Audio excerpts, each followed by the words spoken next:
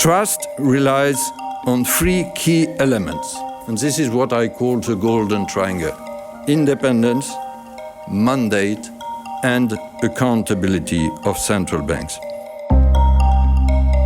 And each of them is being challenged today.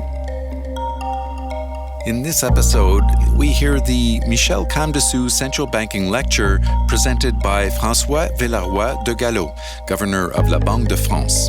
The theme, the ethics of currency. Today, we central bankers are responsible for trust. We produce it and we stand accountable for it. François Villeroy de Galhau has been governor of la Banque de France since 2015.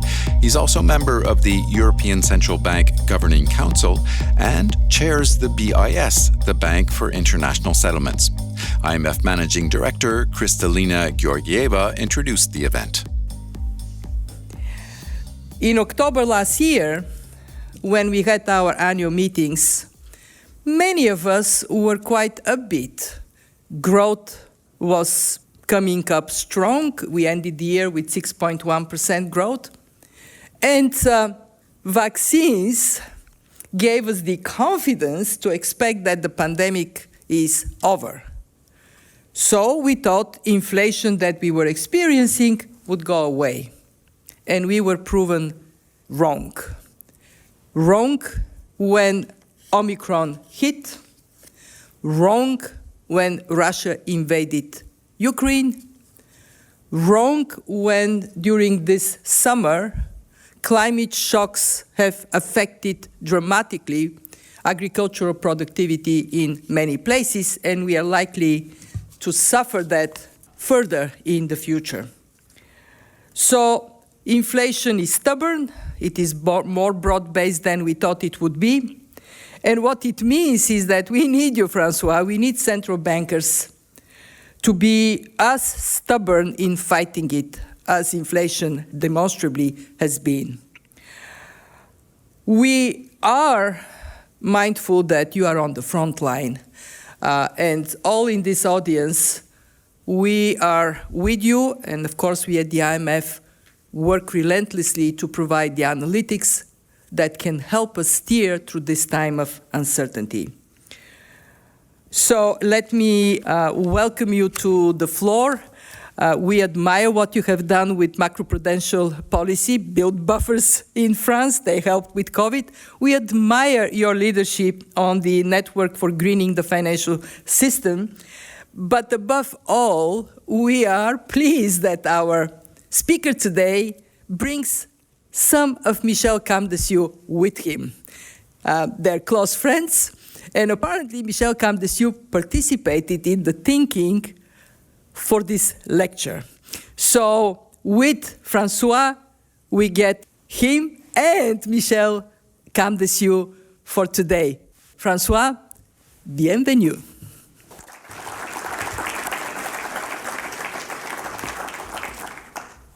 Dear Kristalina, dear Tobias, dear friends, because I have only friends in this audience, thank you very much for your kind words. Maybe too kind, but we'll see. And thank you for inviting me to give this council lecture. It's a very great pleasure for me, for all the reasons you mentioned. And I would like to take this special opportunity to pay a tribute to Michel and express also, yes, my personal gratitude. Michel is not only one of my predecessors as the governor of the Banque de France, but also a friend of mine, and yes, I must confess it, in front of his family, Camille and Nicolas, Michel is more than a predecessor, he's a master for me. My speech was prepared, you mentioned it, Kristalina, with his precious help. And to give you some fresh news from Michel, although he's now 89 years old, he's fit and well. I spoke with him still on the phone on Saturday. He conveys his best friendships to the IMF and to all of you. And today you can almost enjoy a Cansu lecture by Michel Cansu himself, because we prepared it. So all what is good in my lecture will come from Michel, all what is bad will come from me, as this is the rule of the game. The somewhat unusual theme I proposed for today, the ethics of currency, has guided Michel throughout his career. I thought that in the murky waters we all are navigating through today, it was good to take some altitude, to take a step back, and ethics of currency should more than ever serve as a golden thread. I will first briefly discuss the reasons why I dare to talk with caution, modesty, about this ethics of currency. Then I will elaborate in practice on the golden triangle of trust. And finally, I will raise the very important question, especially here, as to whether the international dimension of trust can still inspire us. Let me start with some brief theoretical considerations and etymological. We must find a common definition of ethics. Is it possible to take this word as a synonym for morality? For centuries, these questions of ethics and moralities has mobilized generations of philosophers. Supporters of the synonym theory highlight a common etymology between the two words. Morality is a Latin translation of the Greek ethos. The two words, nevertheless, have followed different paths over time. Morality can be described as a hard concept, similar to the fundamental rules engraved on Moses' stone tablet or in the Code of Hammurabi. In contrast, ethics refer to a softer and less binding concept, a kind of existential version of morality with a more personal dimension. I will use the word ethics in that way in this speech. Let me give a noteworthy example, the question of interest rates. It went from a moral prohibition in the ancient times to a more flexible and ethical approach. From a moral overall ban, ethically fair interest rates have been progressively distinguished from usury rate, with the latter still being forbidden. Homo economicus, as we all know, invented currency very early in human history, and it is striking that almost as soon as currency was born, countless abuses were seen as well. Manipulation of gold or silver weight in coins, including sometimes by the sovereign himself, skewing of scales, and so forth. As early as in the 4th century BC, Aristotle famously identified the three functions fulfilled by currency. I reassure you, I won't take my whole lecture speaking about the Greek ancient times. But Aristotle complemented this brilliant theoretical approach, and very early one, with ethical guidelines opposing unnatural chrematistics or personal enrichment and virtuous economics, economia, literally household management, to the benefit of this entire community. And this very simple distinction can still be very useful for us. I jump to the more recent times.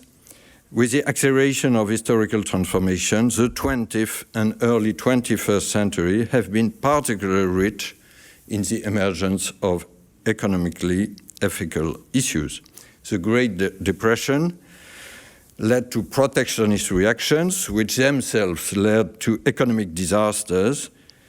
A powerful inspiration reacted in turn by trying to bring back order in monetary affairs and, yes, multilateralism in international ones. I will come back to that in my third point. In the 70s, however, neoliberal thinking, inspired by men such as Friedman or Hayek, caused a swing of the pendulum. In Hayek's opinion, for instance, this is striking, trying to subject finance or the economy to ethical principles was a waste of time.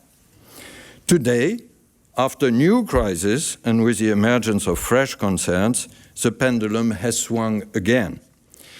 To give just one example, environmental concerns have acquired an essential ethical dimension.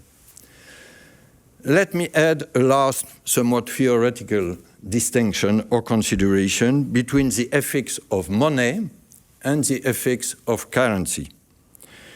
The ethics of money are customary and widespread. They can be summed up, among many other quotations, by the words of Alexandre Dumas II, a famous French writer. A small parenthesis about French literature. We have two Alexandre Dumas. The father is the most famous one, is the author of The Three Musketeers. But the son was also a writer, and he wrote, I quote him, "Money is a good servant, but a bad master." This is probably the best sum up. The ethics of currency that interest me today are obviously part of this ethics of money. But they are less common, and they have two specific features. First, the importance of institutions, of the sovereign dimension. There is no currency, let me stress it very strongly, without a public authority that guarantees it and is responsible for it. By the way, this is why there is no such thing as a cryptocurrency. And second, the importance of trust, which can be defined as being able to count on the character, ability, strength, or truth, yes, truth, of someone or something. Today, we central bankers are responsible for trust. We produce it and we stand accountable for it. Such a responsibility entails a strong personal component. Our behavior has to be flawless and driven by real functional requirements and high ethical standards. But let me today focus on the institutional and collective foundation of trust and come to my second point about what I call the golden triangle of trust. And here I will put these principles I mentioned in practice. Let us try together. Trust relies on three key elements, and this is what I call the golden triangle: independence, mandate, and accountability of central banks.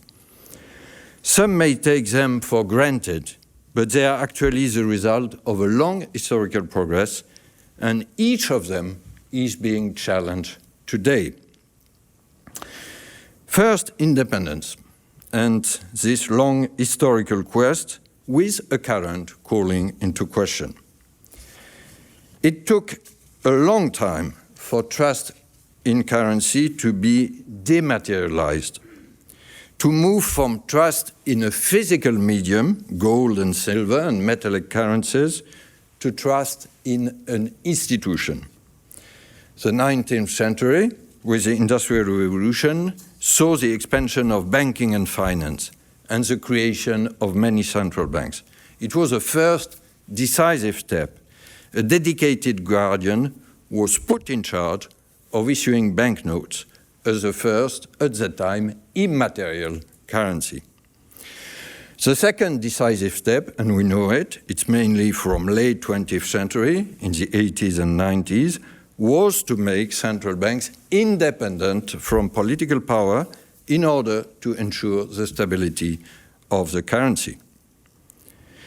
But independence, which I cherish, does not mean isolation.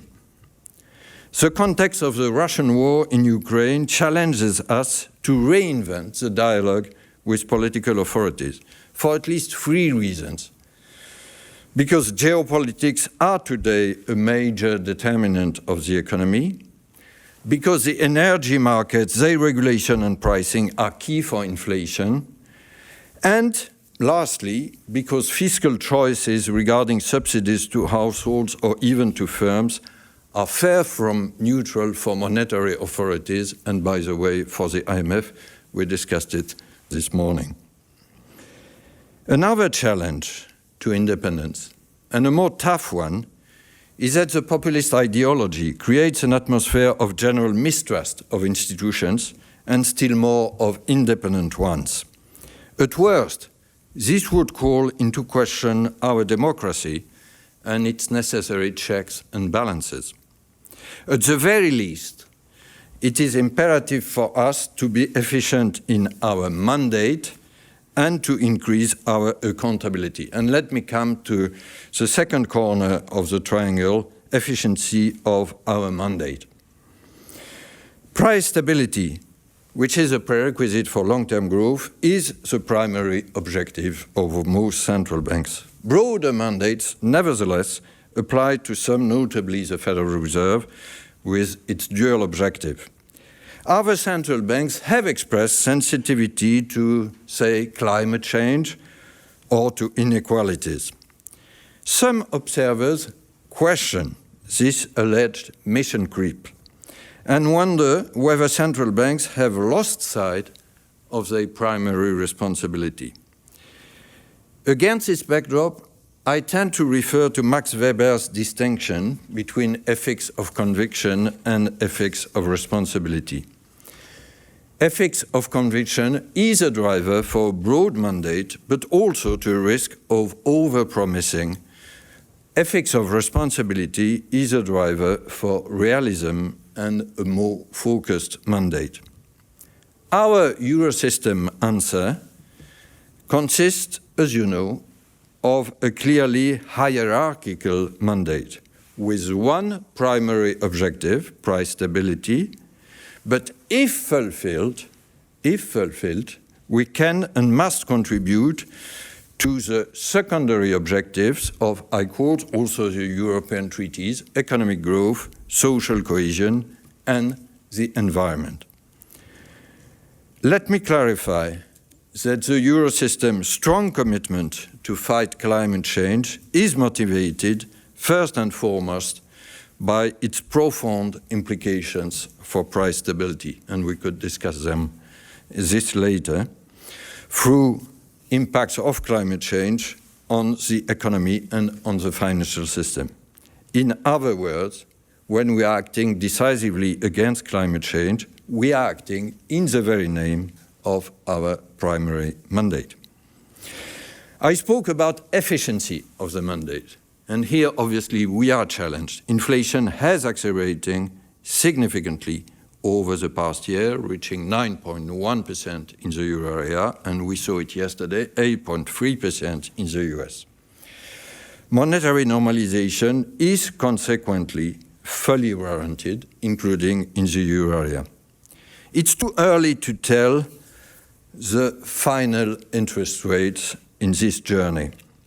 But the neutral rate, R star, helps us to give some light on the first part of the journey. I believe it in the euro area to be estimated as below or close to 2% in nominal terms, and we could be there by the end of this year. Until then, we definitely have to act in a determined but orderly way. Doing so is normalization. Only beyond R star would tightening begin if needed. The US is obviously closer to tightening. Due to several differences in the nature of inflation across the Atlantic, the monetary answer must have its differences too. But in both cases, let me stress that, it's not only a legal duty, it's also an ethical commitment from us central bankers. Ensuring price stability is our responsibility. Our will to deliver and our capacity to deliver on our mandate cannot be subject to any doubt whatsoever. Turning to the third corner of the triangle of trust, accountability, you remember that famous sentence attributed to Alan Greenspan, quote, "I know you think you understand what you thought I said, but I'm not sure you realize that what you heard is not what I meant," unquote. This provocative sentence certainly captured the difficulty for central banks to account for their monetary policy. But let us be clear, it belongs, or it must belong, to a bygone era. No matter how complex, it is central banks' duty to account for their monetary policy decisions in a comprehensible manner. Accountability is the natural, the obvious counterpart of independence. And this necessary change, which is a challenge, has both a cyclical and a structural component. The cyclical component pertains to the way we can combine agility and predictability in a very uncertain environment. We should be careful not to return to secrecy or to unnecessarily add to financial and economic volatility. Otherwise, as research at the Banque de France shows, economic agents may begin to question our ability and commitment to fulfill our objectives, which could translate into disanchored long-term inflation expectations. I suggested in my recent Jackson Hole speech some principles for what I call this new predictability. Let me put it this way. Not having a forward guidance does not mean, cannot mean, not having a narrative or a monetary strategy. The structural component of the accountability challenge is that our communication must not only resist the risk of political dominance or market dominance that would run counter to our independence, but also resist two additional risks that appear more specific to the current period. The first risk is the dictatorship of short-termism imposed on us by a recent series of crises. Of course, we have to deal with this crisis, but we must not become a prisoner of emergencies. We must continue to focus on the longer term, also in keeping with our role of advanced sentinels. Central banks rely on their close monitoring of all financial and economic indicators and also on their anticipation of how they may evolve in the future. The second risk is that of corporatist fragmentation. It is, we all know that, the other disease of this century. Of course, we are not responsible for it, and we are not corporatists, but we could be sinning by omission, by passiveness. Contrary to a long-standing approach whereby central banks only dialogue with financial specialists, we must now direct our communication at all economic agents, including the general public. A better informed society across categories allows for a better understanding of monetary objective and hence a greater efficiency of monetary policy. Tailored and active communication is now a centerpiece of central banks' actions. To give you the Banque de France example, which I know best, in 2021, we initiated the Banque de France Listens initiative. It included 17 events with an audience, including online, of more than 300,000. This year, we organized our annual National Monetary Policy Forum, reaching an online audience of 500,000. I come to my third and last part. Does the international dimension of monetary trust still exist? And this is obviously a core question here. It has become, let us say it frankly, a painful question. With the ongoing destructive Russian war in Ukraine, adding to the other illnesses of multilateralism in the last 6 years, from Brexit to populism and poorly disguised protectionism. Let us acknowledge it frankly. The G20 is not in good shape.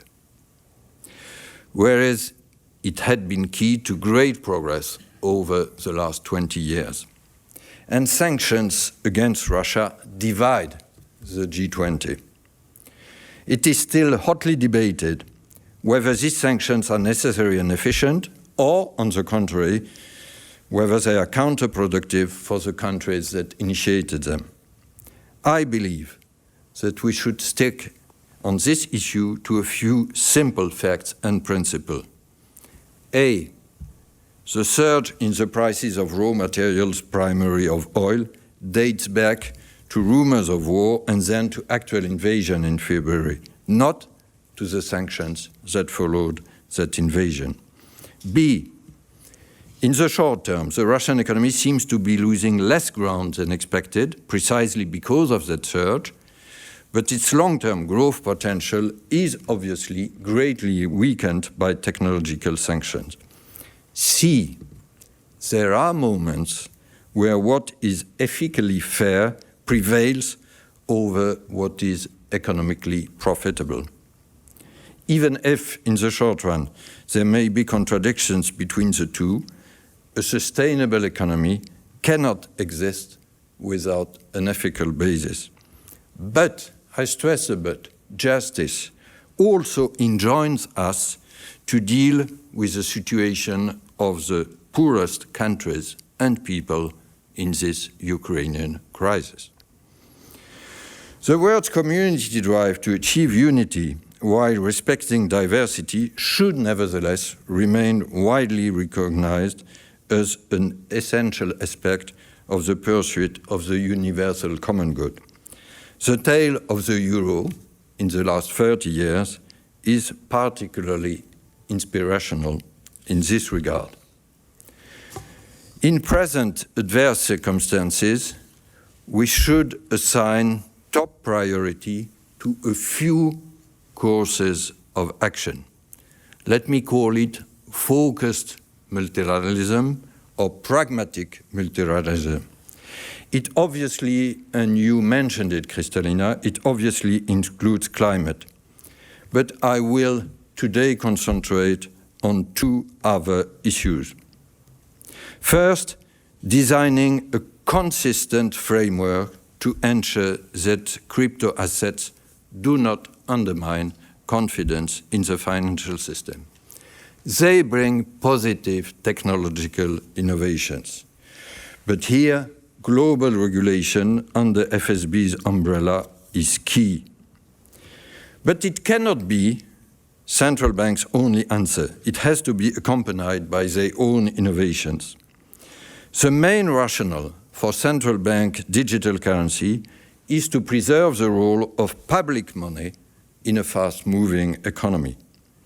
But with the aim of avoiding further international fragmentation, we have to pay special attention then to cross-border interoperability of CBDCs and hence to wholesale CBDC, not very frequently mentioned, in addition to retail CBDC, as a way to ensure this interoperability.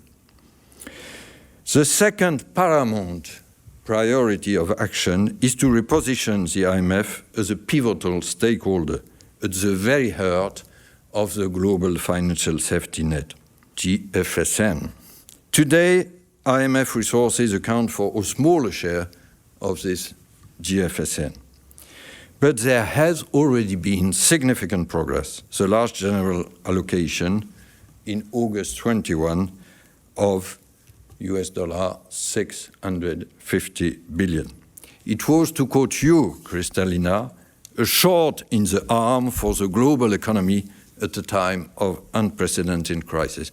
And let us remind that it was before the invasion of Ukraine. However, we know there is a challenge. Developing economies are the primary users of SDRs, and they have benefited much less from the general allocation. About 2/3 were directed at developed economies. As a result of existing rules, reallocating, rechanneling SDRs is crucial. The G7 commitment taken up by the G20 to bring this reallocation to 100 billion must be kept and implemented quickly and efficiently. We are not yet there. Part of these allocations have been allocated to the PRGT fund to finance low-income countries. Still, we have to find additional resources to finance the subsidy account of the PRGT. Another part of these reallocations, 37 billion at this stage, is about to become reality by IMF annual meetings in October. We strongly wish it, thanks to the newly created Resilience and Sustainability Trust. I am sure I agree with the MD in wishing the RST to be higher in its amounts, quicker in its disbursements, and not too conditional in its provisions. And these are 3 possible messages to them. And we have to care not only about the lending capacity of the RST, but also about demand for RST facilities. France will be true to its word, and we will reallocate at least 4 billion SDRs, representing at least 20% of the SDRs we received. More generally, the IMF must play a greater role in crisis prevention for vulnerable countries. This is even more pressing in the present context of unstable geopolitics, looming food crisis, commodities price volatility, and more frequent natural disasters linked to climate change. I therefore welcome the recent proposal of a new food shock window, but here again, it must be increased. Our efforts should not stop there. Let me conclude coming back to the Greek philosophers, and this time Sophocles. He wrote, "Trust dies, but mistrust blossoms." Let me stress that trust as a shared treasure also has a key human foundation, which we have passionately built over time. I sometimes call it the immaterial treasure. International meetings in Basel at the Bank for International Settlements, and thank you, Kristalina, for mentioning it. I have the honor to chair it, and I had the pleasure to be in Basel with Tobias and with others 2 days ago. Or here in Washington at the IMF, are not places for mundane agreement, as some sometimes think. They are forums for true dialogue. By building on a common diagnosis, by discussing openly, frankly, our concerns, we know that in these forums, we won't be leaked, we won't be instrumentalized, we won't be distorted. This is the only way for trust to prosper, and this is how we will progress together. Michel Consu himself has symbolized this value of humanity like none other in his personal behavior and in his human relationships. I thank you for your attention.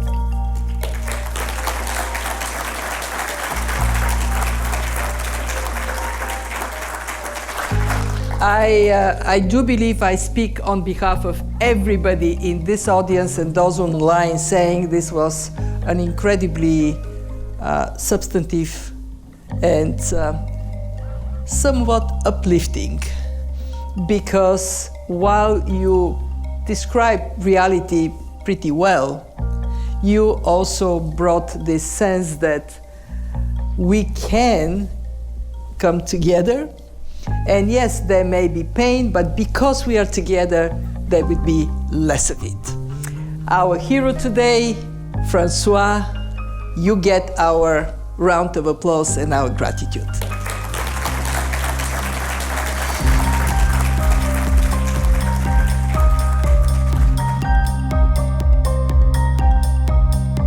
That was François Villeroy de Galhau, Governor of la Banque de France, presenting the 2022 Michel Camdessous Central Banking Lecture.